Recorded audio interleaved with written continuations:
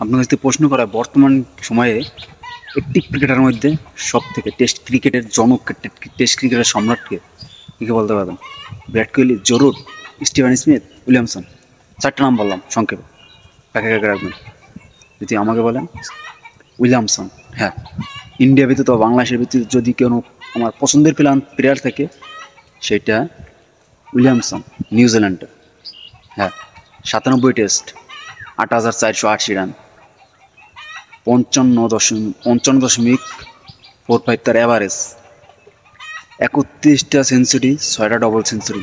আমি যদি ভুল না করি বর্তমান অ্যাক্টিভ প্লেয়ারদের মধ্যে সব থেকে সেকেন্ড হাইয়েস্ট তার সেঞ্চুরি, যেটা স্টিভেন স্মিথ অস্ট্রেলিয়ার, সে আছে সম্ভবত 31টা এবং উইলিয়ামসন সে আছে 31টা, দুজনের সমান সমান আমি যদি ভুল না করি। এবং ডবল সেঞ্চুরি 6টা। একটা টেস্ট ক্রিকেট, হ্যাঁ উইলিয়ামসন টেস্ট ক্রিকেটে পারফেক্ট।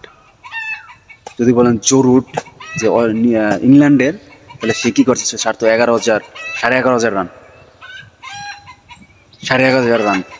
সে টেস্ট অনেক খেলছে, অনেক খেলার পর তার অ্যাভারেজটা উইলিয়ামসনের থেকে কম। হ্যাঁ, সে টেস্ট খেলছে অনেক, যেটা উইলিয়ামসন এখন পর্যন্ত খেলে মাত্র 97 টেস্ট, 8,000 ছাড়াই গেছে রান। হ্যাঁ, 31টা সেঞ্চুরি, 6টা ডবল সেঞ্চুরি, 55 অ্যাভারেজ টেস্ট ক্রিকেটে।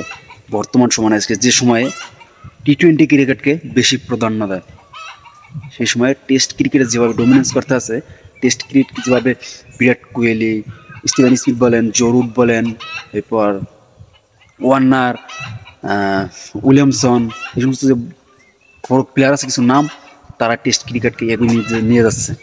যারা ইয়ং প্লেয়ার আছে এখন, তাদের যোগটা বেশি টি-20 ক্রিকেটে।